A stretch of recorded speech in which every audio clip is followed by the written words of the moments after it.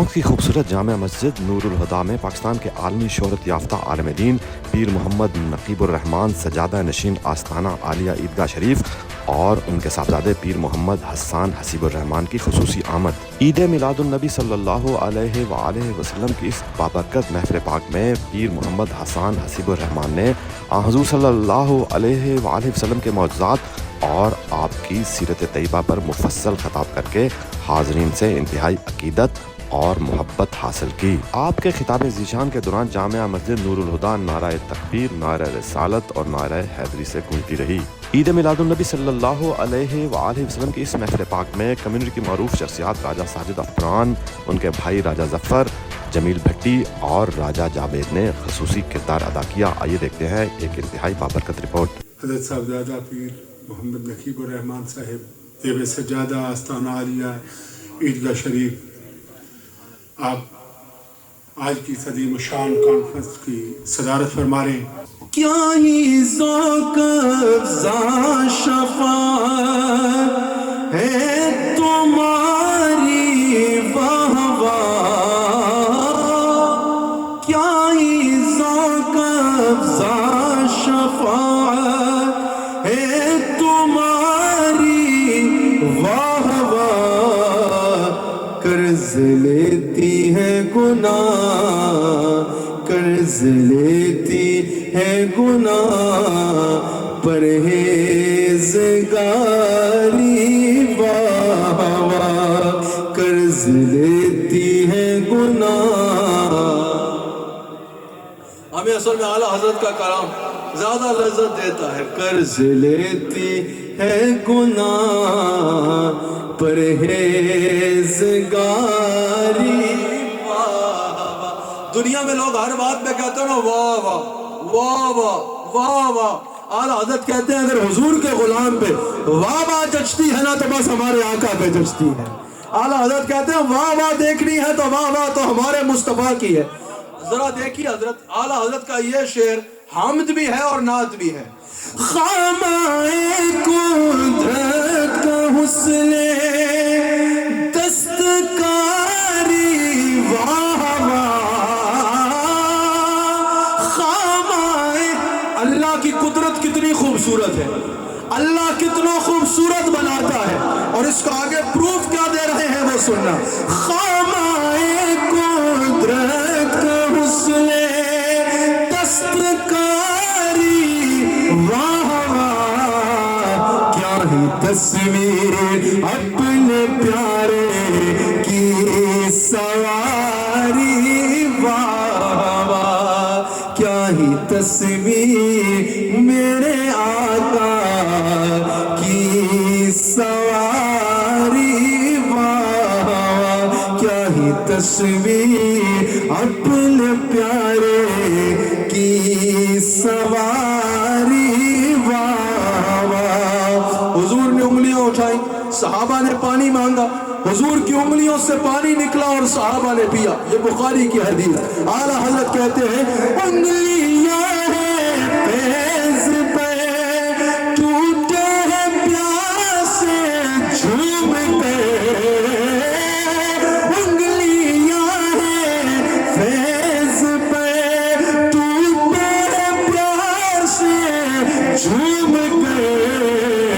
नदियाँ पंजाब रहमत की है जारी वाह वाह। नदियाँ पंजाब रहमत की है जारी वाह वाह। जब हुजूर की सवारी चलती है, सवारी की धूल उड़ती है, आला हज़रत कहते हैं उस धूल को लेने के लिए दो चीजें आती हैं। महरो माँ किसको कहते हैं?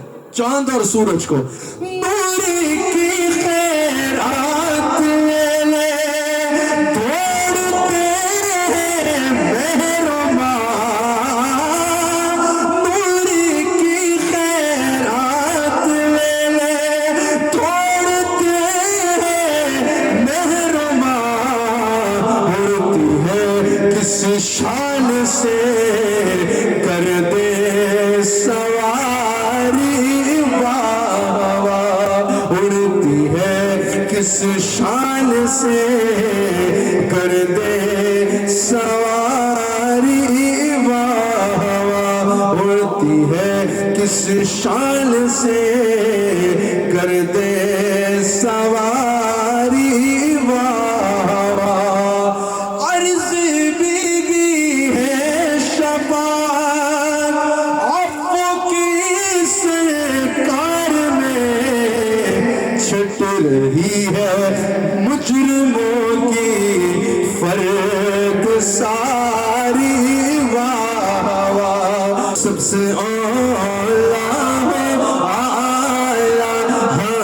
ہمارا نبی، یقین ہے نا یار تو بولو نا، بولتے کیوں نہیں؟ سب سے اعلیٰ ہمارا نبی، سب سے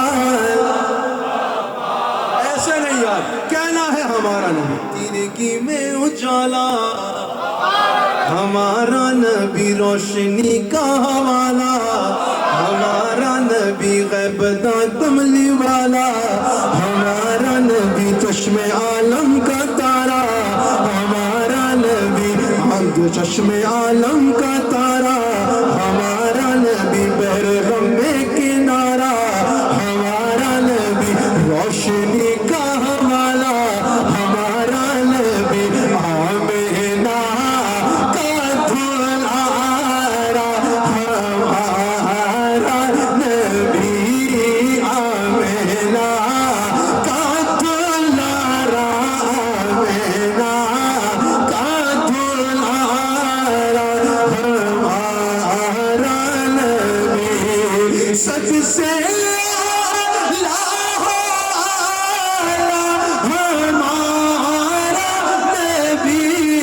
سب سے بالا ہو آلہ، ہمارا نبی سب سے در پہ غیروں کے زحمت نہ فرمائیے، بھیگ چاہیے نا تو بھیگ لینے مدینہ چلے جائیے، ارے کوئی دیتا ہے تو سامنے لائیے، کون دیتا ہے دینے کو منہ چاہیے، کون دیتا ہے دینے کو منہ چاہیے، پہلے والا ہے سچا ہمارا نبی، دل والا ہے سچا۔ اس شعر پہ میں نے مائک چھوڑنا، خلق سے اولیاء، اولیاء سے رسول، خلق سے اولیاء، اولیاء سے رسول، اور رسولوں سے اعلیٰ ہمارا نبی، کرنا بدلی رسولوں کی ہوتی رہی، چاند بدلی کا نکلا ہمارا نبی، ہم تو ہم ہیں مگر حشر میں دیکھنا ہوگا نبیوں کا نعرہ، ہمارا نبی، ہائے ہائے ہائے کیا خبر کتنے تارے کھلے چھپ گئے، کیا خبر کتنے تارے کھلے چھپ گئے، پر نہ ڈوبے نہ ڈوبا ہمارا نبی۔ ہمارے بھائی راجہ صاحب نے کہا ہے 2-3 اشعار پڑھ کے پھر 3-4 صرف حضور میاں صاحب کے، ان کی راجہ ساجد صاحب، یہ سب تمہارا کرم ہے آقا، یہ سب تمہارا کرم کا کے بات اب تک بنی ہوئی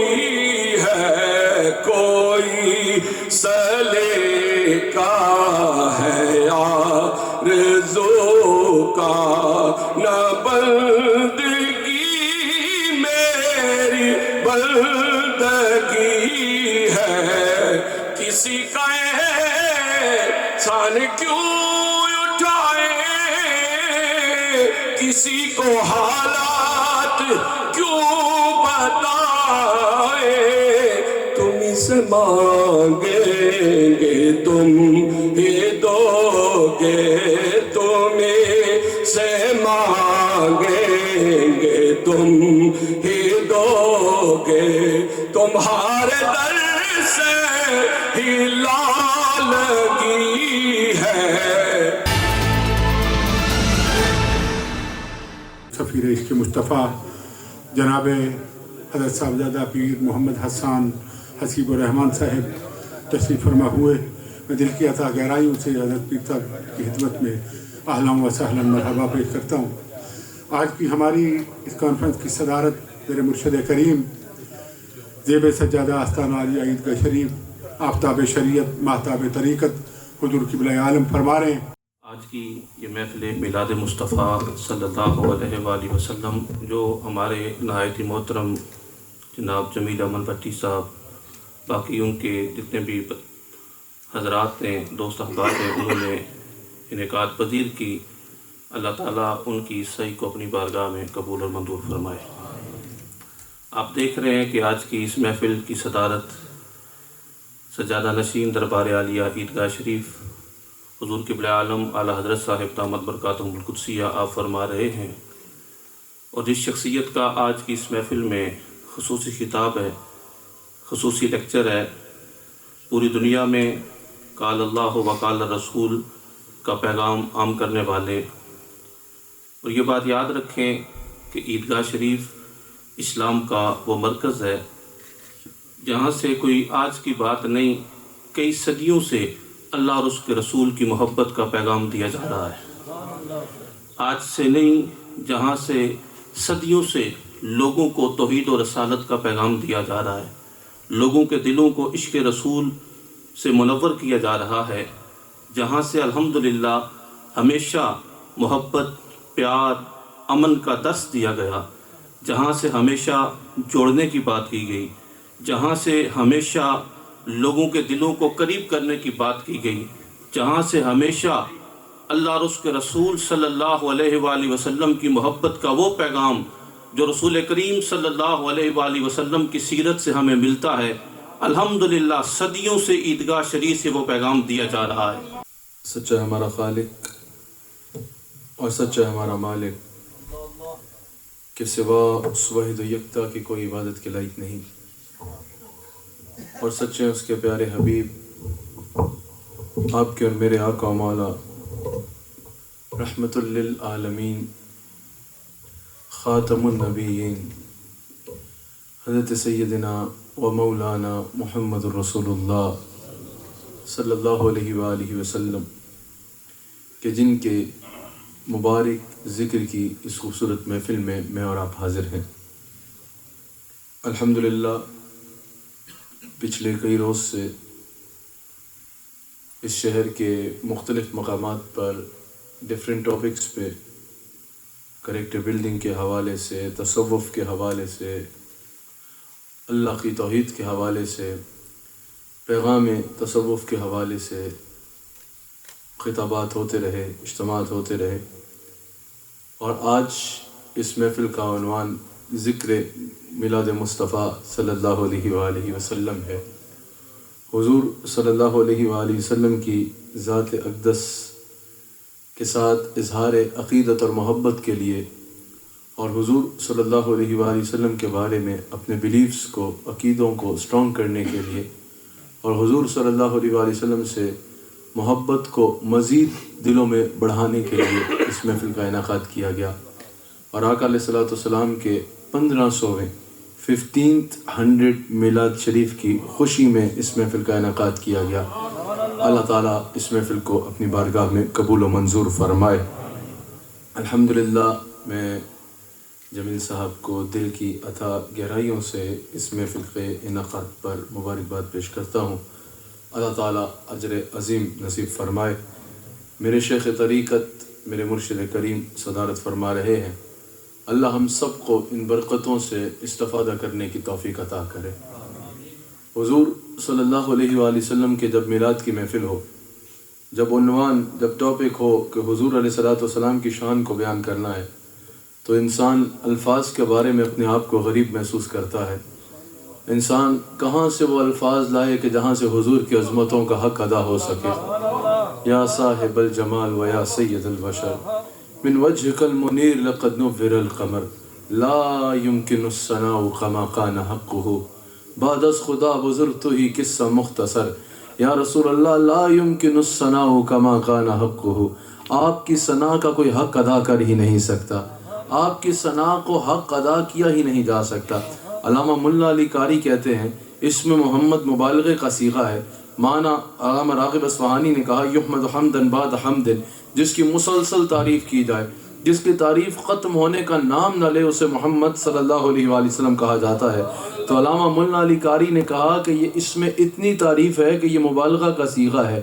آپ کو سمجھانے کے لیے اگر آسان کرے تو علامہ ملا علی قاری رحمہ اللہ کہتے ہیں، حضرت امام ملا علی قاری فرماتے ہیں، امام ملا علی قاری جن کو تمام مسالک، جن کو احترام کی نگاہ سے دیکھتے ہیں، علامہ ملا علی قاری رحمۃ اللہ علیہ فرماتے ہیں کہ اگر ساری کریشن اکٹھی ہو جائے، جتنے دنیا سے چلے گئے وہ بھی زندہ ہو جائیں، جتنے آنے ہیں ان کو بھی اللہ ایک جگہ کر دے، جتنے علماء، جتنے اہل علم اس دنیا میں موجود ہیں اللہ سب کو ایک جگہ جمع کر دے، یعنی انبیاء بھی آ جائیں، صحابہ بھی آ جائیں، اولیاء بھی آ جائیں، محدثین، مفسرین، فقہاء، تمام امت کے اکٹھے ہو جائیں، اور کیا جائے، فرشتے بھی آ جائیں، ملائکہ بھی آ جائیں، پوری کریشن، جبرائیل امی بھی آ جائیں، اور ہو کیا، حضور صلی اللہ علیہ وآلہ وسلم کی ذات کو نہیں، حضور کی ذات کے کسی ایک پہلو کو عنوان بنا دیا جائے۔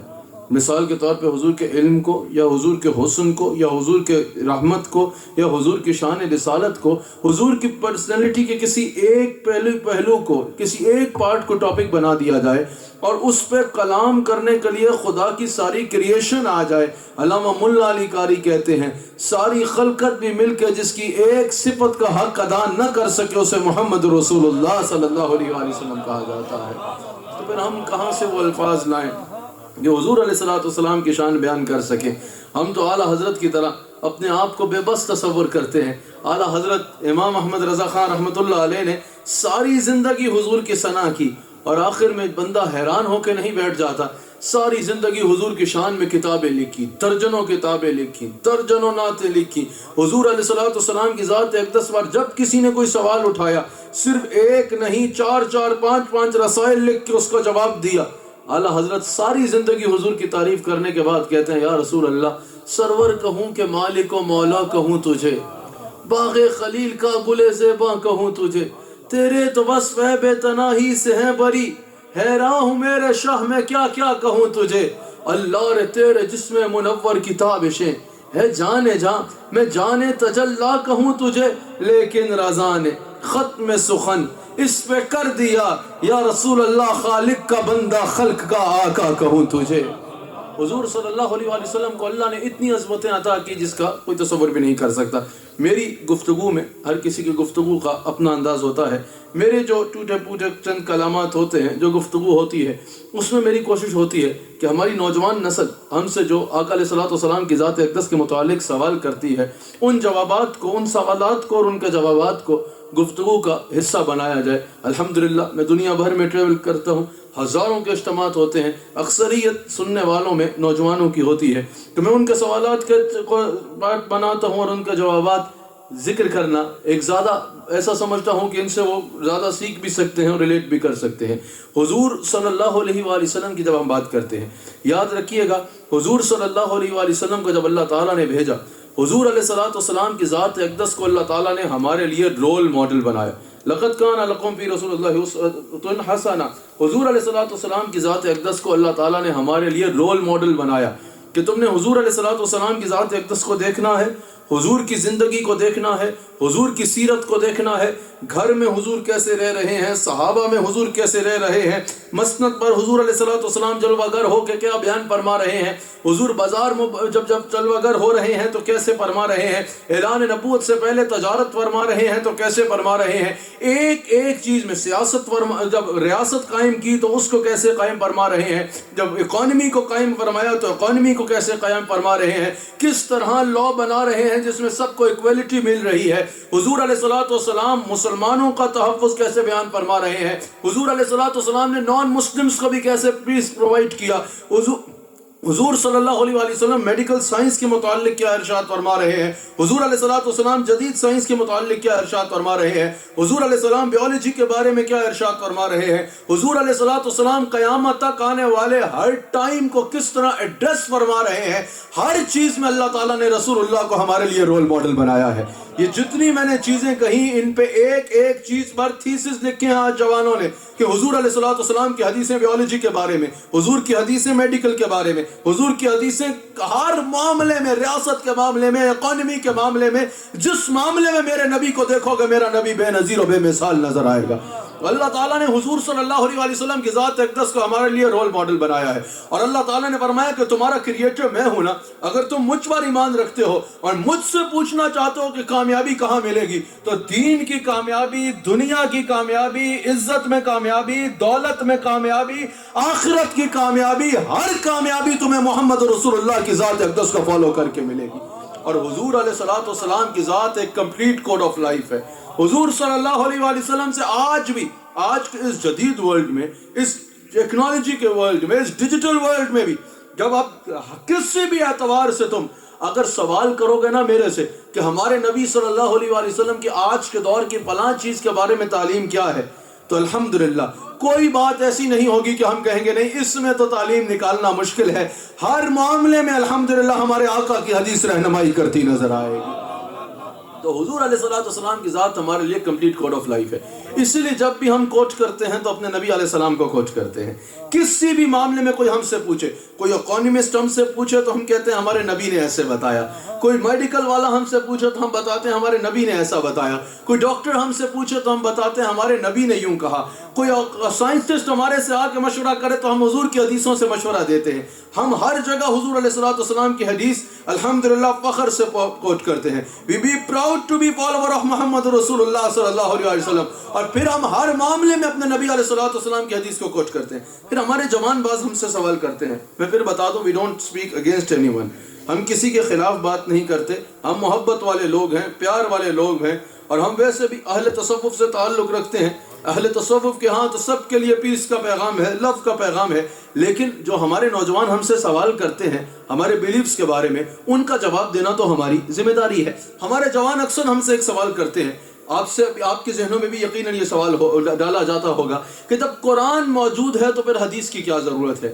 اب ساتھ ساتھ سوالوں کا جواب بھی ہوتا جائے اور عظمت مصطفیٰ بھی آپ کے آگے یہاں ہوتی چلی جائے۔ کہا کہ جب قرآن موجود ہے عظمت مصطفیٰ کی لذت بھی آپ لیتے چلے جائیے، اور ایک عقیدہ اور نظریہ بھی سیکھ کے جائیں اس محفل سے، تاکہ جب یہاں سے جائیں تو کچھ سیکھ کے جا رہے ہوں، اور جو آپ کے ذہنوں میں سوال ہوتے ہیں ان کے بھی کچھ جوابات۔ کہا جب قرآن موجود ہے تو حدیث کی کیا ضرورت ہے؟ جب ہر معاملے میں قرآن رہنمائی کرتا ہے، جب قرآن اللہ کا کلام ہے، جب قرآن قیامت تک کے لیے کتاب ہدایت ہے، جب ایک ایک چیز قرآن ہمیں بتا رہا ہے، تو قرآن کے ہوتے ہوئے حدیث کی کیا ضرورت ہے؟ جب قرآن موجود ہے تو پھر حدیث کا کیا کرنا ہے؟ حدیث کی ضرورت کیا ہے؟ دین میں حدیث کی حفاظت کی ضرورت نہیں ہے، قرآن ہی کافی ہے۔ تو میں نے کہا اپنے نوجوانوں سے جنہوں نے سوال کیا کہ بالکل درست ہے، قرآن ہی سب سے بالا کلام ہے، اس میں کوئی دوسری رائے نہیں۔ قرآن فائنل اتھارٹی ہے، اس میں بھی کوئی دوسری رائے نہیں۔ قرآن کا کہا سب سے بالا ہے، اس میں بھی کوئی دوسری رائے نہیں۔ مسلمان کو سب سے پہلے رہنمائی لینی ہے تو قرآن سے لینی ہے، اس میں بھی کوئی سیکنڈ تھاٹ نہیں ہے۔ لیکن حدیث سے مبارکہ کی عظمت کا اس سے انکار نہیں ہوتا، ایک کو مان کے دوسری چیز کا انکار کرنا ضروری نہیں ہے۔ حضور علیہ الصلوۃ والسلام کی حدیث کی امپورٹنس کیا ہے؟ ہر چیز کا دار و مدار قرآن کے ساتھ ہے نا, ہر دلیل کا دار و مدار قرآن کے ساتھ ہے. آپ کو ہر بات کے پروف کے لیے قرآن چاہیے کہ حدیث. اگر آپ یہ ہم سے سوال کرے گا ہمارا جوان کہ بھئی حدیث کی کیا ضرورت ہے, جب قرآن ہے تو قرآن کافی ہے, حدیث کی کیوں ضرورت ہے؟ میں نے پھر کہا کہ ہم کسی کے خلاف نہیں بولتے, اپنے جوانوں کے سوالوں کا جواب دیتے ہیں. حضور علیہ السلام کی حدیث کی کیا ضرورت ہے؟ جب قرآن ہے تو صرف قرآن سے جواب دیا جائے گا. میں نے کہا آپ کو ہر بات کے دلیل کے لیے قرآن سے ہی جواب چاہیے. میں نے کہا ہاں. میں نے کہا آپ کو قرآن کے علاوہ کسی چیز کی دلیل نہیں چاہیے حدیث کی؟ کہا نہ بالکل نہیں, صرف قرآن کی دلیل. ہمارے اپنے جوانوں نے جب ہم سے پوچھا کہ صرف قرآن کی دلیل چاہیے, میں نے کہا اچھا یہ بتاؤ کہ ہر دلیل کا دار و مدار قرآن سے ہے. آپ کہہ رہے ہو کہ ہر دلیل قرآن سے چاہیے, بہت اچھی بات ہے, لیکن مجھے یہ بتائیے قرآن کی بھی کوئی دلیل ہے؟ قرآن کی دلیل کیا ہے؟ آپ سمجھ نہیں رہے. ہر دلیل کے لیے قرآن ہے, ٹھیک ہے, لیکن قرآن کی کیا دلیل ہے کہ یہ قرآن ہے؟ کیا دلیل ہے کہ یہ کتاب جو ہمارے سامنے ہے یہ اللہ کا کلام ہے؟ کیا دلیل ہے کہ یہ آسمان سے اتری ہے؟ کیا دلیل ہے کہ یہ اللہ کا فرمان ہے, اللہ کا کلام ہے, اللہ کا خود کا فرمان ہے؟ کیا دلیل ہے کہ یہ قرآن ہے؟ کیا قرآن جب اترتا تھا تو صحابہ اترتے قرآن سنتے تھے؟ ہرگز نہیں. کیا کاتب وحی قرآن سن رہے ہوتے تھے؟ ہرگز نہیں. کیا صحابہ قرآن اترتے دیکھتے تھے؟ ہرگز نہیں. کیا قرآن میں آتا تھا کہ یہاں سے یہاں تک قرآن ہے؟ ہرگز نہیں. ایک ہی زبان ہے جو قرآن پڑھ رہی ہے, ایک ہی زبان ہے جو حدیث نبی فرما رہی ہے, ایک ہی زبان ہے جو اپنی فیملی میں بھی باتیں کر رہی ہے. کبھی بازار تشریف لے کے جائیں تو وہاں بھی کلام فرما رہے ہیں, سوشل لائف میں. کون اس بات میں ڈیفرینشیٹ کرتا تھا, کون امتیاز کرتا تھا کہ یہاں سے یہاں تک قرآن ہے اور آگے حضور جو فرمائیں گے وہ حضور کا فرمان ہے؟ کیا قرآن کی آیت نازل ہوتی تھی اور ساتھ آیت کا حصہ ہوتا تھا کہ یہاں تک قرآن ہے؟ نہیں. کیا جبرائیل صحابہ کو کہتے تھے کہ لکھنا بند کر دو, یہاں تک قرآن تھا؟ نہیں. حضور قرآن کی تلاوت فرماتے تھے اور پھر حضور فرماتے تھے کہ یہ قرآن ہے. بھری کائنات میں قرآن کی اس کے علاوہ کوئی دلیل نہیں کہ حضور نے فرمایا کہ یہ قرآن ہے. سمجھ آ رہی ہے؟ اب میں آپ سے سوال کرتا ہوں, میں نے پچھلے دنوں یہیں پر ایک مقام پر پوری تفصیل عظمت قرآن پہ تقریر کی, اور عظمت قرآن میں تقریر یہ کی کہ آج کی جدید سائنس جو آج کہہ رہی ہے 1450 سال پہلے حضور نے بازوان قرآن یہ بیان فرما دیا, لیکن آج کیونکہ عنوان عظمت مصطفیٰ ہے تو آپ سے میں سوال کرتا ہوں, قرآن اترتا تھا, حضور فرماتے تھے کہ یہ قرآن ہے, بھری کائنات میں قرآن کی اس کے علاوہ کوئی اور دلیل نہیں ہے. پوری کائنات میں قرآن کا اس کے علاوہ کوئی دلیل نہیں ہے کہ حضور فرماتے تھے کہ یہ قرآن ہے. میں آپ سے پوچھتا ہوں یہ جملے کیا کہلائیں گے؟ حضور کا فرمانا کہ یہ قرآن ہے, یہی جملہ قرآن کی دلیل ہے. ہر دلیل قرآن سے ہے, لیکن قرآن کی دلیل صرف حضور کا یہ جملہ کہ یہ قرآن ہے. اصول میں یہ جملہ کیا کہلائے گا؟ کیا یہ قرآن کا حصہ کہلائے گا؟ نہیں. اصول میں یہ جملہ حدیث کہلائے گا. امپورٹنس آف حدیث جاننا چاہتے ہو تو قرآن کو قرآن ثابت کرنے کے لیے حدیث مصطفیٰ کی ضرورت ہے. سمجھ آ رہی ہے؟ قرآن کو قرآن بتانے کے لیے حدیث کی ضرورت ہے. پھر کہا کہ بھئی حدیث کی وہ امپورٹنس کیا ہے؟ میں نے کہا پھر قرآن سے ہی دیکھتے ہیں کہ حدیث کی امپورٹنس کیا ہے.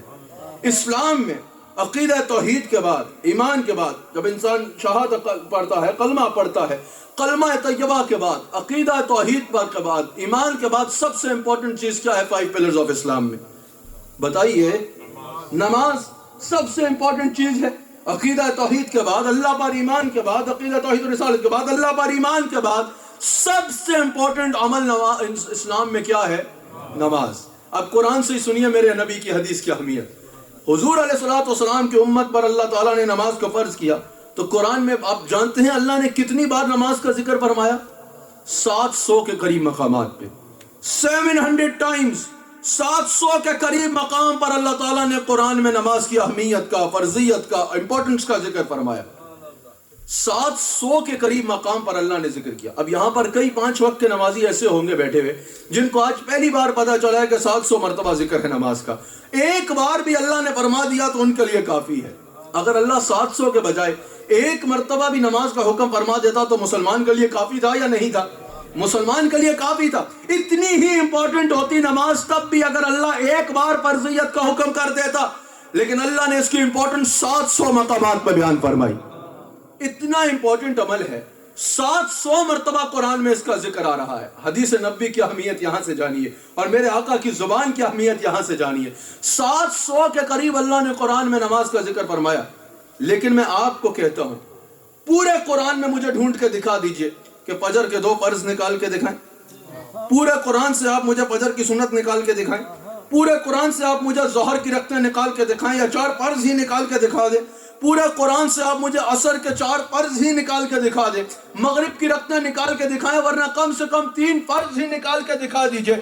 عشاء کی 17 رکعتیں چھوڑیے چلیں 4 فرض ہی نکال کے دکھا دیجئے. پورے قرآن میں آپ کو فجر ظہر مغرب عشاء کی فجر ظہر عصر مغرب عشاء کے نہ فرض ملیں گے نہ سنتیں نہ رکعتیں. صرف حکم ہے نماز پڑھو. یا اللہ کیسے پڑھنی ہے, کب کس طرح پڑھنی ہے, رکعتیں کیسی ہونی ہے, کتنی رکعتیں پڑھنی ہے, کیسے پڑھنی ہے. اللہ نے 700 مرتبہ جب ذکر کیا نا قرآن میں نماز کا, اتنی امپورٹنٹ چیز تھی تو ایک مرتبہ یہ بھی بتا دیتا کہ کیسے پڑھنی ہے. ایک بار یہ بھی بتا دینا کہ فجر کی رکعتیں کتنی ہیں, ظہر کی رکعتیں کتنی ہیں. 700 مرتبہ جس چیز کی امپورٹنس بتا رہا ہے, ایک بار تو بتا دیتا کہ کیسے پڑھنی ہے, ایک بار تو بتا دیتا کہ رکعتیں کتنی ہیں, ایک بار تو بتا دیتا کہ فجر ایسے پڑھنی ہے اور عشاء ایسے پڑھنی ہے. ایک بار بھی اللہ نے قرآن میں یہ بیان نہ کیا. میں وجہ سوچنے بیٹھ گیا یار 700 مقامات پہ قرآن میں نماز کا ذکر ہے, ایک بار بھی نہیں بتایا کہ کیسے پڑھنی ہے. یہی تو اللہ بتانا چاہتا تھا. نماز پڑھنی ہے یہ میں بتا رہا ہوں, اب کیسے پڑھنی ہے اس کے لیے حدیث مصطفیٰ کو دیکھنا ہوگا. فجر ہو, ظہر ہو, مغرب ہو, عصر ہو, مغرب ہو, عشاء ہو, کوئی بھی نماز ہو, کوئی رکھتے آپ کو قرآن سے کوئی نکال کے نہیں دکھا سکتا. یہ دیکھنے کے لیے حضور کی حدیث پہ ہی جانا ہوگا, حضور کی حدیث پہ ہی اکٹھا ہونا ہوگا. حضور کی حدیث بتائے گی کہ فجر ایسے ہے, ظہر ایسے ہے, عصر ایسے ہے, مغرب ایسے ہے, عشاء ایسے ہے. اگر کوئی ہمارا جوان اب ہم سے پوچھے کہ حدیث نبی کی دین میں کیا اہمیت ہے, قرآن کے ہوتے حدیث کی اضافت کیوں ضروری ہے, تو ہم بتائیں گے سب سے امپورٹنٹ عمل نماز میں امت حدیث کے بغیر اکٹھی نہیں ہو سکتی, تو باقی عمارت دین کیسے کھڑی ہو. سمجھ آ رہی ہے؟ سب سے امپورٹنٹ چیز جو انسان کے دین میں ہے نماز. اللہ کے دین میں جو انسان پر فرض ہے وہ نماز ہے. جب اس پر انسان حضور علیہ السلام کی حدیث کو تھامے بغیر, حضور کی حدیث کو چھوڑ کر اکٹھا نہیں ہو سکتا, تو آپ بتائیے باقی دین کی ہمارا حدیث مبارکہ کے بغیر کیسے مکمل ہوگی. اب حضور علیہ السلام کی حدیث مبارکہ کی بات ہو, حضور علیہ السلام کی زبان اقدس کی بات ہو, تو اس کے بارے میں اللہ فرماتا ہے وَمَا يَنْطِقُ عَنِ الْهَوَىٰ. اللہ اکبر, یہ میرے نبی علیہ السلام کی زبان کی اہمیت ہے. وَمَا يَنْطِقُ عَنِ الْهَوَىٰ إِنْ هُوَ إِلَّا وَحْيٌ يُوحَىٰ. اللہ فرماتا ہے میرے حبیب اپنی مرضی سے کچھ بولتے ہی نہیں ہیں, میرے حبیب علیہ السلام اپنی مرضی سے کچھ کہتے ہی نہیں ہیں. وَمَا يَنْطِقُ عَنِ الْهَوَىٰ, یہ اپنی مرضی سے کچھ بولتے ہی نہیں ہیں. إِنْ هُوَ إِلَّا وَحْيٌ يُوحَىٰ, یہ جو بولتے ہیں وہ مجھے اللہ کی وحی ہوتی ہے. اللہ اکبر. ایسے ہی تو نہیں میرے امام نے کہا یا رسول اللہ میں نثار تیرے کلام پر, ملی یوں تو کس کو زبان نہیں, وہ سخن ہے جس میں سخن نہ ہو. اعلیٰ حضرت کا کلام سمجھ کے پڑھو تو مزہ آتا ہے. ہر بیان کے مقابلے میں بیان ہوتا ہے. اب یہاں پر کسی نے آ کے کوئی اپنا کلام پڑھا, اس سے بہتر کلام کوئی پڑھے گا تو اس کا سخن بھول جائے گا, جو بہتر والا ہوگا وہ یاد رہ جائے گا. کوئی کتنا اچھا بیانیہ کیوں نہ دے دے, بیان کیوں نہ کر دے, اس سے بہتر بات ملے گی تو پچھلے کی بات بھول جائے گی. یہ ہے وہ سخن ہے جس میں سخن نہ ہو. ویسے تو سخن کے مقابلے میں سخن آتا ہے, بیان کے مقابلے میں بیان آتا ہے تو پچھلی بات بھول جاتی ہے. لیکن اعلیٰ حضرت کہتے ہیں یا رسول اللہ 1500 سال گزر گئے میں نثار تیرے کلام پر, 1500 سال میں ملی یوں تو کس کو زبان نہیں, 1500 سال میں اربوں خربوں لوگوں کو زبانیں ملی ہیں. یا رسول اللہ پر میں نثار تیرے کلام پر, 1500 سال میں خربوں لوگوں میں ملی یوں تو کس کو زبان نہیں, پر یا رسول اللہ تیرا وہ سخن ہے جس میں سخن نہ ہو, وہ بیان ہے جس کا بیان نہیں. یہ جو عرب ہوتے تھے نا اس وقت, ان کو اپنی زبان پہ بڑا ناز ہوتا تھا. اپنے آپ کو عربی کہتے تھے, دوسروں کو عجمی کہتے تھے کہ یہ تو گونگا ہے. سمجھ آ رہی ہے؟ ان کو اپنی زبان پہ بڑا ناز ہوتا تھا کہ ہماری جیسی زبان کسی کی نہیں. اپنی قادر الکلامی پہ پراؤڈ فیل کرتے تھے. لیکن جب میرے آقا علیہ السلام کی باتیں سنی تو میرے امام کہتے ہیں یا رسول اللہ تیرے آگے یوں ہیں دبے لچے, فصحاء عرب کے بڑے بڑے کوئی جان ہے منہ میں زبان نہیں بلکہ جسم میں جان نہیں. اللہ اکبر. کروں مدح اہل دول رضا پڑے اس بلا میں میری بلا. میں گدا ہوں اپنے کریم کا میرا دین پارائے نہ نہیں. حضور صلی اللہ علیہ وآلہ وسلم کی حدیث مبارکہ اسلام میں سب سے امپورٹنٹ حیثیت رکھتی ہے قرآن کے بعد. جو سب سے امپورٹنٹ چیز ہے وہ میرے نبی علیہ الصلوۃ والسلام کی حدیث ہے. اچھا آقا علیہ الصلوۃ والسلام کی حدیث مبارکہ کا نا میں نے مقام سمجھا. اعلیٰ حضرت نے کیا خوب سمجھایا. اعلیٰ حضرت سے سوال کیا گیا کہ کیا یہ حدیث ہے کہ حضور علیہ الصلوۃ والسلام نے ارشاد فرمایا کہ مجھ میں اور لوگوں میں صرف اتنا فرق ہے کہ میں شریعت جانتا ہوں اور لوگ نہیں جانتے. اعلیٰ حضرت نے کہا یہ افتراء ہے, یہ حدیث نہیں ہے. پورے ذخیرہ حدیث میں ایسی کوئی حدیث نہیں ہے. اعلیٰ حضرت نے کہا کہ اگر حضور علیہ السلام میں اور ہم میں فرق جاننا چاہتے ہو تو صرف یہ فرق نہیں ہے کہ ہم شریعت نہیں جانتے اور حضور جانتے ہیں. جب ہم شریعت جان لیں گے تو کیا فرق ختم ہو جائے گا؟ اعلیٰ حضرت کہتے ہیں فرق یہ ہے ہم نے بولنا ہے تو شریعت کے مطابق بولنا ہے. حضور نے جو بولنا ہے وہ شریعت بن جانا ہے. ہم نے چلنا ہے تو شریعت کے مطابق چلنا ہے. حضور نے جیسے چلنا ہے ویسے شریعت میں بن جانا ہے. ہم نے بیٹھنا ہے تو شریعت کے مطابق بیٹھنا ہے. حضور نے جیسے بیٹھنا ہے ویسے شریعت میں بننا ہے. ہم نے جو کرنا ہے شریعت کے اکارڈنگ کرنا ہے. حضور نے جو کرنا ہے وہ شریعت بن جانا ہے. حضرت یہ جو انسان بعض اوقات ایسا ہوتا ہے سیلف ایکسپیرینس سے وہ کچھ سیکھ جاتا ہے جو پڑھنے سے زیادہ سمجھ جاتا ہے. سمجھ آتی ہے جب ان چیز کو انسان سیلف ایکسپیرینس کرتا ہے نا. یہ بات میں صحیح سے سمجھا تھا جب میں حج پہ گیا تھا. آپ میری ایک آپ بیتی سننا چاہتے ہیں, اس سے آپ یہ بات بڑے اچھے سے سمجھ جائیں گے. اللہ تعالیٰ نے قرآن کریم میں فرمایا ہے کہ ہم نے نماز تم پر اسپیسیفک ٹائم پر ایک مخصوص وقت پر جو ہے وہ فرض کی ہے. جو نماز کا وقت ہے اس پر نماز پڑھنا تم پر فرض ہے. جب میں حج پہ گیا تو میدان عرفات پہ گیا. میدان عرفات میں مجھے بڑا لطف آیا. اللہ اکبر, کیا منظر تھا یار میدان عرفات کا. آپ میں سے کبھی کوئی حج پہ گیا ہے؟ کوئی چنگا کام میں اگر گئے ہوتے شرما کیوں رہے؟ ہاتھ اٹھا کے بتاؤ اللہ کا شکر کرتے ہوئے. اس سے شرماندگی کی گل ہے. اللہ کا جو نہیں گئے اللہ ان کو حج بیت اللہ کی سعادت عطا. جو حج پہ گئے ہیں انہوں نے دیکھا ہوگا جب حج پہ ہم جاتے ہیں میں نے میدان عرفات میں بڑا مزہ آیا. دیکھا ہر طرف آہو بکا ہے, رو رہے ہیں سب, یا اللہ معاف کر دے, یا اللہ آج کے بعد گناہ نہیں کریں گے, یا اللہ معاف کر دے, یا اللہ معاف کر دے. رونے کی آوازیں, سسکیوں کی آوازیں ہیں, آہو بکا ہے. مجھے بڑا لطف آیا. میں بھی سب کے ساتھ مل کے توبہ استغفار کرنا شروع ہو گیا, اچھی نیتیں کرنا شروع ہو گیا. اتنے میں ہو گیا سورج غروب.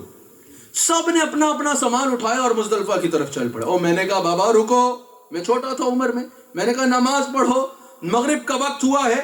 میں بھی اللہ سے وعدہ کیا ہے کہ نماز قضا نہیں کریں گے. پہلی نماز سے کم بکھا رہے ہو, نماز پڑھ کے جاؤ. ابھی رکو یہاں پر, نماز پڑھنی ہے پھر جانا ہے, کیونکہ علم نہیں تھا نا. تو کہا کہ بات یہ ہے, اس وقت میری بہت کم عمر تھی. کہا بات یہ ہے کہ ہم نے نماز جو پڑھنی ہے نا وہ یہاں نہیں پڑھنی, مزدلفہ جا کے پڑھنی ہے. میں نے کہا رش دیکھ رہے ہو, رات کا 12 بج سکتا ہے, 1 بج سکتا ہے مزدلفہ پہنچتے ہوئے.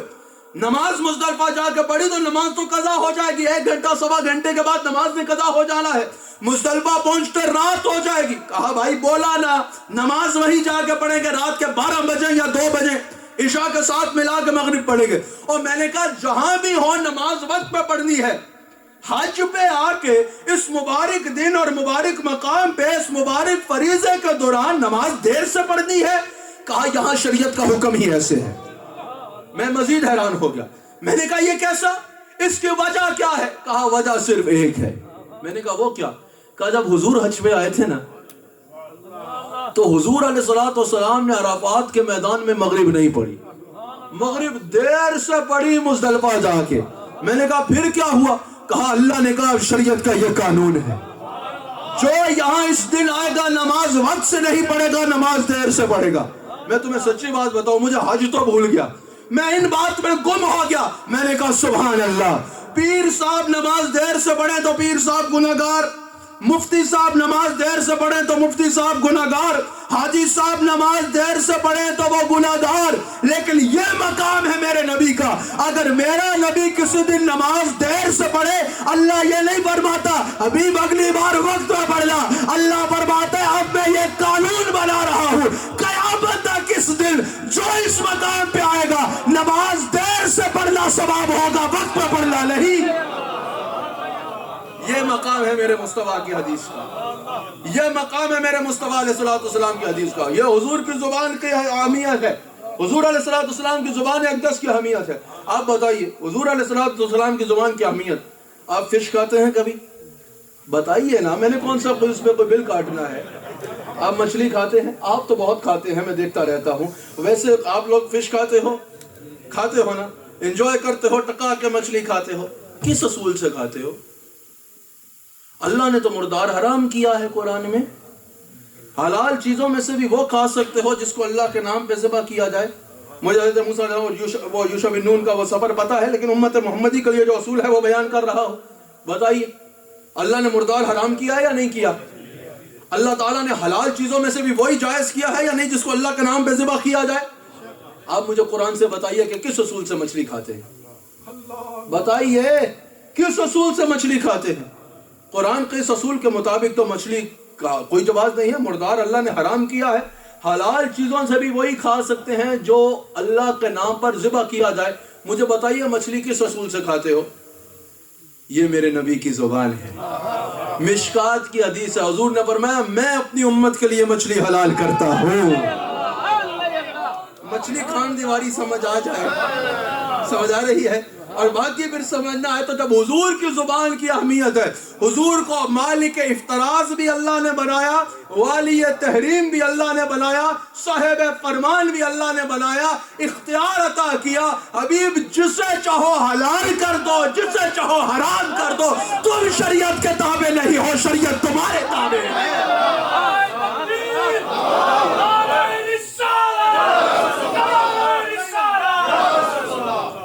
اچھا ایک بات اور سن لو, یہاں پر لوگ کہتے ہیں سیرت کا بیان کیا کرو نا. یہ مقام کا بیان, میں نے کہا ہم نے پچھلے 6 بیان سیرت پہ ہی کیے ہیں, لیکن یہ مقام کا بیان ضروری ہے. وجہ جب پتہ ہوگا کس مقام والے کی سیرت ہے تب اٹریکٹ کرے گی نا. اب اگر میں یہاں آ کے بولوں حضور علیہ الصلوۃ والسلام اپنے نالین خود ٹھیک فرما لیا کرتے تھے, سمجھ آ رہی ہے؟ خطیب الرحمان اٹھیں گے بولیں گے صبح میں نے بھی اپنی چپل خود ٹھیک کی ہے. اس میں کیا بڑی بات ہے؟ جب میں یہ بتاؤں گا کہ ہاتھ میں اتنی طاقت تھی, ایک اشارہ کر کے چاند کو 2 ٹکڑے کرتے تھے, پھر بھی عاجزی کا یہ عالم تھا کہ اپنی جوتی خود مربت فرماتے تھے نالین, پھر پتا چلے گا نا کس کی سیرت بیان ہو رہی ہے. سمجھ آ رہی ہے؟ اگر میں بولوں کہ بھائی حضور علیہ الصلوۃ والسلام کئی دن کچھ نہیں کھاتے تھے, کئی دن کچھ نہیں پیتے تھے, یہ کہہ کے یہاں سے باہر چلا جاؤ تو بیچ میں سے ہو سکتا ہے کہ بولے بھی میں نے بھی 3 دن سے کچھ نہیں کھایا, کھانے کو ملا ہی نہیں, میں نے بھی کچھ نہیں کھایا, تو اس میں کیا بات. لیکن جب میں یہ بتاؤں گا کہ بخاری کی حدیث کے مطابق حضرت جابر کے گھر میں 4 بندوں کے کھانے میں اپنا تھوک مبارک, لعاب مبارک ڈالتے تھے, 1000 سے زیادہ صحابہ وہ کھانا کھاتے تھے, پھر عاجزی کا یہ عالم تھا, کئی دن کچھ نہیں کھاتے تھے, پھر پتا چلے گا سیرت بیان ہو رہی ہے. سمجھ آ رہی ہے؟ اور ویسے بھی بات بتاؤں, پروانہ کو بلانے کے لیے نا شمع کا جلنا ضروری ہوتا ہے. جب تک شمع نہ ہو تو جتنی بات ہو جائے پروانہ نہیں آتا, کوئی نہ کوئی حسن دکھانا ہوتا ہے. حضور کا حسن دکھا گا تو پروانے آتے چلے جائیں گے. سمجھ آ رہی ہے؟ اب آخری 2 باتیں اس کے اوپر, حضور علیہ الصلوۃ والسلام کی زبان اقدس کی اہمیت کے اوپر. حضور کی زبان اقدس کی کیا اہمیت ہے؟ حدیث مبارکہ ہے, حضور صلی اللہ علیہ وآلہ وسلم کا دربار اقدس ہے. حضرت ابو ہریرہ راوی ہیں. ایک صحابی آقا علیہ السلام کی بارگاہ میں حاضر ہوتے ہیں. عرض کی کہ یا رسول اللہ صلی اللہ علیہ وسلم, مجھ سے ایسا کام ہو گیا, ایک ایسا عمل ہو گیا کہ روزہ ٹوٹ گیا, روزہ جاتا رہا, کیا کروں؟ آقا علیہ السلام نے جو شریعت کا اصول ہے وہ بیان فرمایا. آقا علیہ السلام نے فرمایا کہ ایسا کرو کہ 60 روزے رکھو, بیچ میں ایک بھی رہ گیا تو پھر نئے سرے سے دوبارہ شروع کرو. 60 روزے رکھو جا کے. کہا یا رسول اللہ کرم فرمائے, یہ بخاری میں موجود ہے, یہ واقعہ بخاری میں موجود ہے. کہا یا رسول اللہ کرم فرمائے, ایک رکھنے میں مشکل ہو, 60 روزے کنٹینیوس کرم فرما دے. حضور نے فرمایا اچھا ایسا کرو کہ غلام آزاد کر دو. یا رسول اللہ اس کی تو طاقت ہی نہیں ہے, غلام کہاں سے آزاد کروں, اتنا پیسہ ہی نہیں. حضور نے فرمایا اچھا ایسا کرو, تیسرا اصول بیان کر دیا جو روزے کا ہے کہ 60 مسکینوں کو کھانا کھلا دو. یا رسول اللہ خود کھانے کو کچھ نہیں ہے, کسی کو کیا کھلاؤں گا. اب ہم اگر ہوں تو اس سے زیادہ کچھ نہیں کر سکتے. بولے پھر بھائی پھر 60 روزے رکھ, روزہ ہی نہ توڑتے, ہم تو یہی کر سکتے ہیں نا. لیکن حضور شریعت کے مالک ہیں. حضور نے فرمایا اچھا بیٹھ تو سکتا ہے نا, بیٹھ جا. وہ بیٹھ گیا. کچھ دیر گزری, ایک شخص حضور کی بارگاہ میں, ایک صحابی حاضر ہوا اور حضور کو کھجوریں تحفے میں دی. حضور نے ہدیہ قبول فرما لیا. فرمایا کہاں گیا وہ بندہ جو کفارہ نہیں ادا کر سکتا تھا؟ آگے یا رسول اللہ میں ہوں. حضور نے فرمایا یہ کھجوریں اٹھا کے بانٹ دے, کفارہ ادا ہو جائے گا. اب بارگاہ مصطفیٰ ہے, وہ بندہ کھجوریں دیکھے پھر حضور کو دیکھے, عطا دیکھے اور دستے عطا دیکھے. کہا یا رسول اللہ کب کرنا کیا ہے؟ کفارہ ادا کرنا ہے روزے کا. کہا یا رسول اللہ یہ کھجوریں مسکینوں کو کھلانی ہے؟ حضور نے فرمایا ہاں. یا رسول اللہ پتہ کر لیں مدینے میں مجھ سے بڑا مسکین ہی کوئی ہے. پورے مدینہ میں, بخاری میں موجود ہے, حضرت ابو ہریرہ رضی اللہ عنہ, یا رسول اللہ پورے مدینے میں مجھ سے بڑا مسکین ہی کوئی نہیں. اب کوئی اور ہو تو جھگڑ پڑے کہ بھائی ایک تو روزہ توڑا پھر اس پر سے کفارہ بھی نہیں کرنا, وہ میں دے رہا ہوں وہ بھی خود کھانا ہے. نہیں, لیکن یہ بارگاہ مصطفیٰ ہے. حضور غصے نہیں ہوئے, مسکرانا شروع ہو گئے. حضور مسکرا پڑے. حضور نے فرمایا کھجوریں خود کھانی ہے؟ کہا یا رسول اللہ. حضور نے فرمایا کھجوریں اٹھا, کھا, اپنے بچوں کو کھلا, کفارہ ادا ہو جائے گا. اب ایسی حدیث ہو اور اس میں اعلیٰ حضرت تبصرہ نہ کریں. اعلیٰ حضرت نے کہا یہی تو بارگاہ ہے جسے بارگاہ بے کس پناہ کہا جاتا ہے. وہ آیا خطا لے کے بدلہ عطا سے لیا. اللہ اکبر. حضور صلی اللہ علیہ وآلہ وسلم مالک شریعت ہے. حضور صلی اللہ علیہ وآلہ وسلم شریعت کے مالک ہیں. قرآن کہتا ہے, آخری حدیث, قرآن کہتا ہے کہ کسی بھی معاملے میں 2 عادل مردوں کو گواہ بناؤ. تو سمجھ لگ رہی ہے حدیث کی کیا امپورٹنس ہے, میرے نبی کی زبان کی کیا امپورٹنس ہے. اللہ اکبر. قرآن کا واضح اصول ہے کہ کسی بھی معاملے میں 2 عادل مردوں کو گواہ بناؤ. اسپیسیفک معاملات میں 4 گواہ ضروری ہیں, باقی نارملی کسی بھی معاملے میں 2 عادل مردوں کو گواہ بنانا. سورۃ طلاق آیت نمبر 2, 2 عادل مردوں کو گواہ بناؤ. اب یہ قرآن کا اصول عام ہے کسی بھی معاملے کے لیے. اسپیسیفک میں نے بتایا 4, ویسے کسی بھی معاملے کے لیے 2 گواہوں کا ہونا ضروری ہے. اللہ اکبر. اب حضور علیہ الصلوۃ والسلام کی حدیث سنیے جس کو ابو داؤد نے بھی نقل کیا. حضور یہ حدیث کئی کتب میں موجود ہے, معجم الکبیر میں بھی ہے, اس کو اعلیٰ حضرت نے فتاوی رضویہ میں بھی نقل کیا, کئی محدثین نے نقل کیا, مشکات میں بھی ہے, ابو داؤد میں بھی یہ حدیث موجود ہے. ایک دفعہ آقا علیہ الصلوۃ والسلام کھڑے, سامنے سے ایک شخص گھوڑا لے کے جا رہا ہے. حضور علیہ الصلوۃ والسلام نے فرمایا کتنے کا ہے؟ کہا 400 کا. حضور نے فوراً اس کو 400 پکڑا.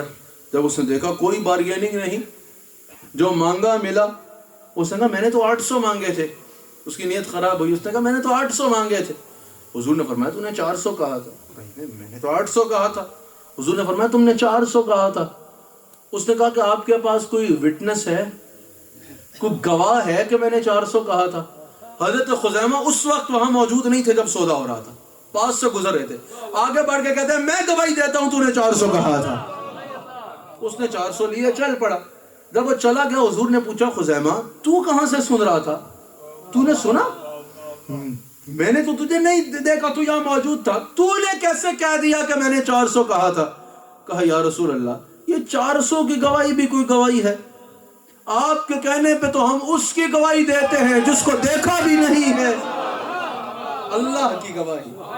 آپ کے کہنے پہ تو ہم اس کی گواہی دیتے ہیں جس کو دیکھا ہی نہیں. صاحب فرمان کی رحمت کو جوش آیا, مالک شریعت کا دریا رحمت جوش میں آیا. حضور علیہ السلام نے فرمایا خزیمہ سن, ویسے یہ قرآن کا اصول ہے گویا کہ کسی بھی معاملے میں 2 گواہوں کی ضرورت ہوگی, لیکن میں تیرے لیے قانون بدل رہا ہوں, تیری ایک کی گواہی 2 کی گواہی گنی جائے گی. اعلیٰ حضرت کہتے ہیں یہ قرآن کا اصول تھا 2 گواہیوں والا, کوئی اس کو چینج نہیں کر سکتا تھا, قرآن کا اصول تھا, لیکن یہ حضور کا اختیار ہے. اس پر ایک اور بات سنی اسی حدیث پر. حضور نے 2 گواہوں کی کر دی. جب کمیٹی بنی نا, جب قرآن جمع ہو رہا تھا, حضرت ابوبکر کے دور میں بات شروع ہوئی, حضرت عمر کے دور میں بھی چلی, اور حضرت عثمان غنی کے دور میں مکمل ہوئی. جامع القرآن اس لیے ان کو کہا جاتا ہے.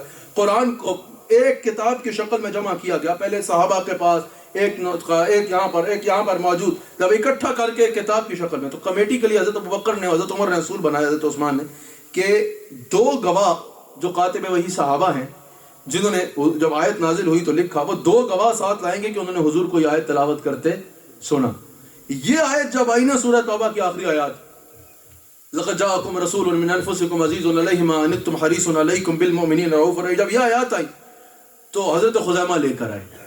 حضرت ابوبکر اور حضرت عمر حضرت وہاں بیٹھے, کہا کہ تمہارے پاس اس کا دوسرا گواہ کون سا ہے؟ کہا دوسرا گواہ تو یہاں اویلیبل نہیں ہے. حضرت عمر رو پڑے, کہا یا رسول اللہ ہم آپ کو کہاں کہاں یاد کریں گے.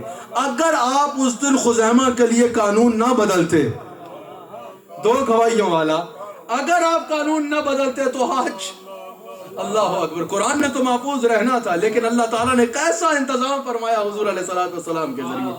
اللہ اکبر. حضور مالک شریعت ہے، حضور مالک افتراض ہیں، حضور والی تحریم ہیں. اللہ تعالیٰ نے اسی لیے فرمایا کہ جو میرے حبیب علیہ السلام تمہیں دیں اسے لے لو، اور جس سے حبیب صلی اللہ علیہ وسلم روکیں اس سے رک جاؤ. حضور علیہ السلام کے غلام. آخری 1 منٹ میں آپ کی بھرپور توجہ اس بات پر درکار ہے کہ ہم حضور علیہ السلام سے محبت کا اظہار کرتے ہیں یا نہیں کرتے؟ ہم ہر جگہ کہتے ہیں کہ ہمیں حضور علیہ السلام سے نسبت ہے، کہتے ہیں یا نہیں کہتے؟ ہم ہر جگہ اپنے آپ کو مسلمان بتاتے ہیں یا نہیں بتاتے؟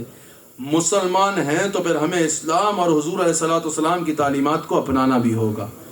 آپ اس معاشرے میں رہتے ہیں، آپ پر لازم ہے کہ اپنے کردار کو اچھا کیجیے. آپ پر لازم ہے، آپ ایک بار ایسا کر کے دیکھیے، اپنا کردار اچھا کریں، لوگ خود آپ کی طرف کھینچے چلے آئیں گے. آپ اپنے پولائٹ ہو کے، اچھے جیسچر کے ساتھ، اچھے مینرز کے ساتھ ایک سول سٹیزن بن کے رہیں، ہر ایک کے لیے یوزفل بن کے رہیں، لوگ خود آپ سے متاثر ہوں گے، آپ کی طرف کھینچے چلے آئیں گے. آپ سے آ کے پوچھیں گے کہ تم نے یہ حسین کردار کہاں سے سیکھا ہے. آپ سے آ کے پوچھیں گے کہ تمہیں یہ ویلیوز کس نے سکھائی ہیں. آپ سے آ کے پوچھیں گے کہ تمہیں یہ اچھا کردار کس نے سکھایا ہے. اتنا اچھا کردار رکھو کہ لوگ تمہارے پاس آ کے پوچھیں کہ تمہیں اتنا اچھا کردار کس نے سکھایا، اور پھر تم سر اٹھا کے بتاؤ یہ کردار مجھے محمد رسول اللہ صلی اللہ علیہ وسلم نے سکھایا. آپ یہاں پر رہتے ہیں، مسلمان کو کسی صورت دھوکہ نہیں دینا چاہیے. مسلمان کسی غیر مسلم کو بھی دھوکہ نہیں دیتا. مسلمان کبھی بھی کسی غیر مسلم کو بھی دھوکہ نہ دے. کہیں ایسا نہ ہو کہ آپ کی وجہ سے کوئی آپ کے دین کا غلط امپریشن لے. یہاں پر رہتے ہو، نوجوان ڈرگز سے دور رہے. ویسے بھی اس میں ضلالت ہے، کبھی ادھر جانوروں کی طرح پڑے ہوگے، کبھی ادھر جانوروں کی طرح پڑے ہوگے، اپنی عزت بھی خراب، خاندان کو بھی ذلیل کرو گے. حضور علیہ السلام کی سیرت طیبہ سے جڑو، ڈرگز سے دور رہو، پازیٹیو ایکٹیویٹیز میں مشہور رہو، اپنے خاندان کے لیے اچھا کماؤ، اپنے خاندان کو اچھا رکھو، خود اچھے رہو، ایک معزز انسان بن کے رکھو، اپنے علاقے میں رہنے والوں کا خیال کرو تاکہ باعزت لوگوں میں شمار ہو، اپنے لیے خاندان کے لیے بھی عزت کا باعث بنو اور اسلام کے لیے بھی عزت کا باعث بنو. کرائم سے مسلمان کو دور رہنا چاہیے. مسلمان کو ہر وقت یہ خیال رکھنا چاہیے کہ کہیں میں کوئی ایسا کام نہ کروں کہ میرے دین کا امپریشن غلط جائے. مسلمان کو ہر وقت اس بات کا خیال رکھنا چاہیے کہ اگر میں یہاں رہ رہا ہوں تو امبیسڈر آف اسلام بن کے رہوں. آپ کو پتا ہے ایسے ایکسٹریمسٹ ہوتے ہیں جو ایکسٹریمزم کرتے ہیں اور غلط بات کرتے ہیں، اس کو اسلام کے ساتھ ریلیٹ کرتے ہیں، اسلام کی ٹیچنگز کو مس انٹرپریٹ کر کے ایکسٹریمزم کرتے ہیں آن دی نیم آف اسلام. آپ پر یہ لازم ہے کہ آپ اپنے کردار سے ثابت کرو، اپنے مینر سے ثابت کرو، اپنے جسچر سے ثابت کرو، ہر ایک کے لیے یوزفل بن کے یہ ثابت کرو کہ اسلام میں ایکسٹریمزم نہیں ہے، اسلام محبت اور پیار کا دین ہے. یہ آپ کی بینگ اے مسلم ذمہ داری ہے. دین کی خدمت کرنا صرف علماء کی ذمہ داری نہیں ہے، آپ سب کی بھی ذمہ داری ہے دین کی خدمت کرنا. آپ اپنے کردار کے ذریعے دین کی خدمت کر سکتے ہو. اور ویسے بھی یہ اگر ہم کہتے ہیں کہ سول سٹیزن بن کے رہو، بعض لوگ اس طرح ہی سوال کرتے ہیں کہ حضرت آپ یہاں پر یہ کیوں کہا کہ سول سٹیزن بن کے رہو؟ تو سیدنا عمر بن خطاب رضی اللہ تعالیٰ عنہ نے ارشاد فرمایا، حضرت سیدنا عمر بن خطاب رضی اللہ تعالیٰ عنہ جو امیر المؤمنین ہیں، حضور علیہ السلام کے دوسرے خلیفہ، مسلمانوں کے دوسرے خلیفہ راشد ہیں، اور اسلام کے معاملے میں، دین کے معاملے میں، شریعت کے معاملے میں ان کا مزاج کیا ہے ہر مسلمان اس سے واقف ہے. وہ حضرت سیدنا عمر بن خطاب رضی اللہ تعالیٰ عنہ فرماتے ہیں. یہ بات آپ یہاں پر بالخصوص نوجوانوں کو پتہ ہونی چاہیے. حضرت سیدنا عمر بن خطاب رضی اللہ تعالیٰ عنہ says that if a Muslim stays in a non-Muslim country where he have peace, where he provided peace and where he is enjoying the needs of good life, حضرت سیدنا عمر بن خطاب رضی اللہ تعالیٰ عنہ says then that Muslim, it is his responsibility, it's his responsibility of that Muslim who lives in a non-Muslim country and he's provided peace and he's enjoying the needs of good life over there. Hazrat Sayyidina Umar bin Khattab said it is his responsibility to respect the peace of that country, respect the peace of that country and respect the law of that country. Because Huzur sallallahu alayhi wa sallam said, Hazrat Umar bin Khattab says, Rasulullah sallallahu alayhi wa sallam said that best among you in people is who is useful for people and who don't harm anyone. And then Hazrat Umar bin Khattab radiallahu ta'ala anhu said that if you are staying in a non-Muslim country, you should respect their peace, you should respect their law, you should respect the law of the land of that country and be the ambassador of Islam. Be a civil citizen. Rasulullah sallallahu alayhi wa sallam ka ghulam kabhi kisi ko dhoka nahi deta, kabhi wada khilafi nahi karta. When you stay in this country, when you get nationality of this country, when you are staying in this country or any country which is non-Muslim country, when you are taking the nationality, it means that you are promising that you will follow the law of the land. You will be a civil citizen. You will not break the law. You will be the civil citizen and you will follow the law of the land. So being a Muslim, it's your responsibility to fulfill your promise, because you have to represent Islam in this country. And for representing Islam in this country, it's necessary on you to be a civil citizen, keep beautiful manners, show best gesture to non-Muslims also. And when people ask you that from where did you get this values and from where did you get this character, so you can raise your head and say that Muhammadur Rasulullah sallallahu alaihi wasallam teached me this character. Allah Ta'ala hum sab ko Rasulullah sallallahu alaihi wasallam ka namak halal rakhe, wafadar rakhe. Main ek martaba phir Jamil sahab aap ko dil ki ata gehraiyon se اس محفل کے انعقاد پر مبارکباد پیش کرتا ہوں. اللہ تعالیٰ اس محفل کو اپنی بارگاہ میں قبول فرمائے. دوران گفتگو اگر مجھ سے کوئی غلطی ہوئی تو میں صدق کے دل سے اللہ کی بارگاہ میں توبہ کرتا ہوں. بس مینو شوق مدینہ پاک مر جاون دا، میرے دل دی حسرت اور نہیں، ہن آقا آپ دی مرضی ہے، میرا تے کوئی زور نہیں. میری عقل بھی نہیں، میری شکل بھی نہیں، مینو یار مناؤن دا ڈنگ بھی نہیں. میری عقل بھی نہیں، میری شکل بھی نہیں، مینو یار مناؤن دا ڈنگ بھی نہیں. میرا عشق کہندا حوصلہ رکھ، آقا دا بلاوا آوے گا، پر کی کریے بے صبری دا، میرے دل وچوں جاندا چور نہیں. پوچھیں گے سبھی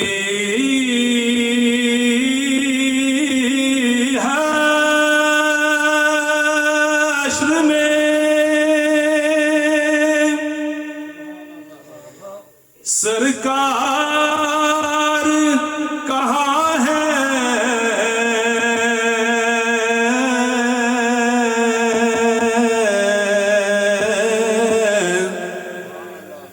سرکار پکاریں گے گناہ گار کہاں ہے.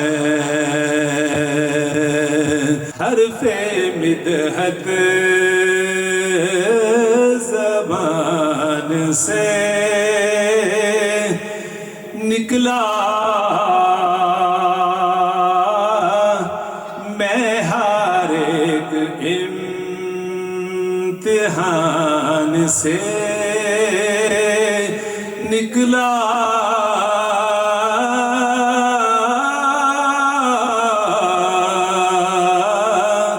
میں ہر ایک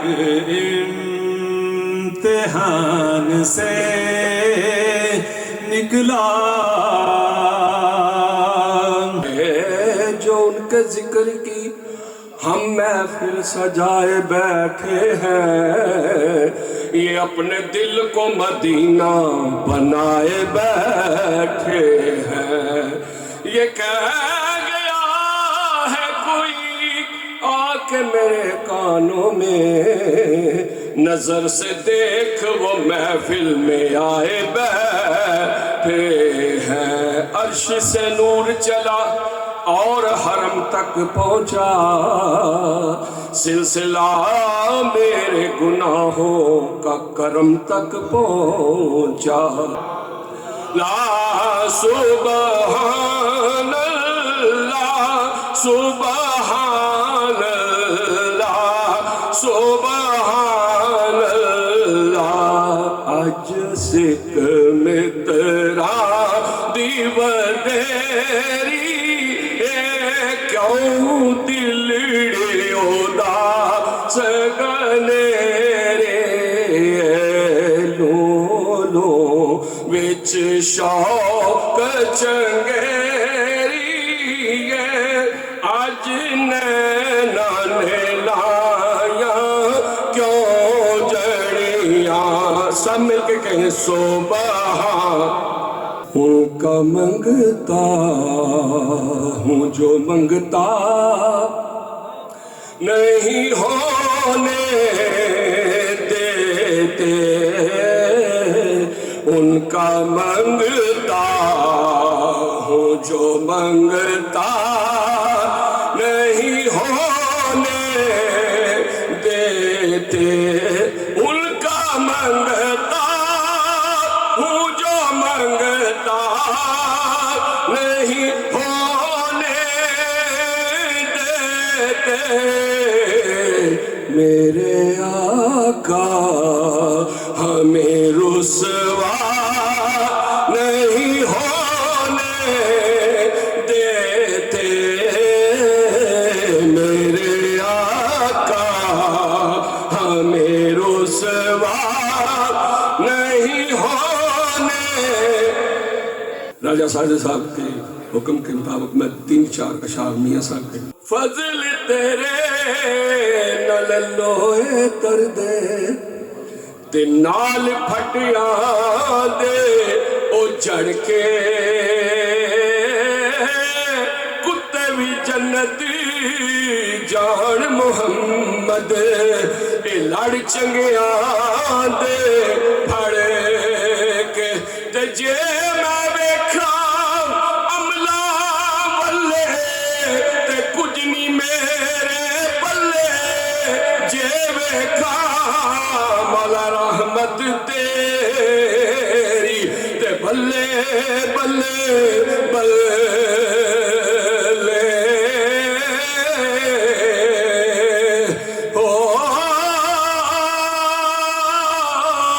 عدل کرے تے تھر تھر کمبل اچیاں شانہ او والے، یہ وہ سچ ہے کہ جسے ایک جہاں مان گیا، در پہ آیا جو گدا بن کے وہ سلطان گیا، در پہ آیا جو گدا بن کے وہ سلطان گیا، ان کے انداز نوازش پہ میں قربان گیا، نعمتیں بانٹتا جس سمت وہ ذیشان گیا، ساتھ ہی منشی رحمت کا قلم دان گیا، ساتھ ہی منشی رحمت کا قلم دان گیا، اور آپ سے جو پھیر کے منہ جانب قرآن گیا، آپ سے جو پھیر کے منہ جانب قرآن گیا، سرخ روح ہو کے نہ دنیا سے وہ انسان گیا، تیرے دیوانے آئے بیٹھے ہیں، یہ دامن دل बिछाए बैठे हैं। अभी जाओ क्या दीद हो जाए, ये तेरी महफिल सजाए बैठे हैं। या मुस्तफा खैरुल वरा, तेरे जिया कोई नहीं, पढ़ लो या मुस्तफा खैरुल वरा, आका या मुस्तफा खैरुल वरा, तेरे जिया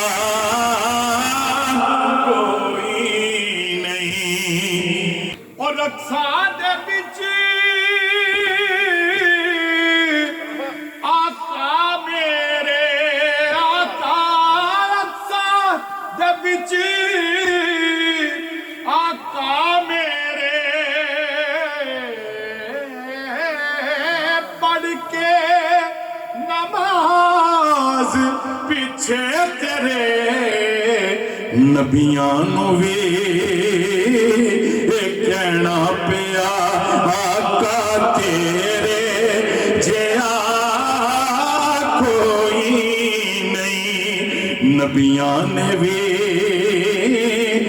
हो के आया, आका तेरे जिया कोई नहीं। और होवे फकीर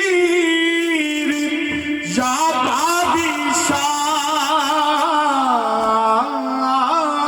भावे गदा नियाजी जया, सब खाम दे सदका तेरा, आका तेरे जिया कोई नहीं। कदे खिजाना आवे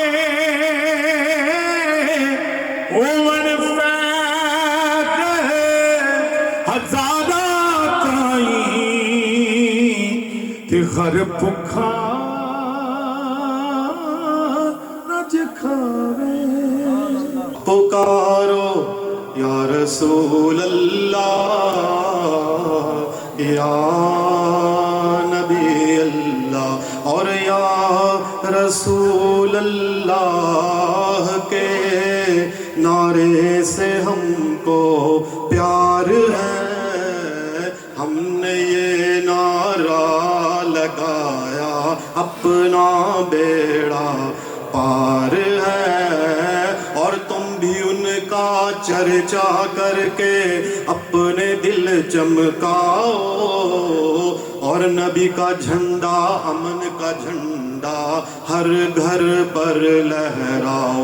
जिदा जग परवाना है, जिदा जग परवाना है, ओ बाबा ज़हरा दा हसनैन दा नाना है, ओ बाबा सैयदा दा हसनैन दा नाना है। कौनैन दे वाली दा दरबार बड़ा सोना, सो रब दी मदीने दा दरबार बड़ा सोना, सोना कौनैन दे वाली दा दरबार बड़ा सोना।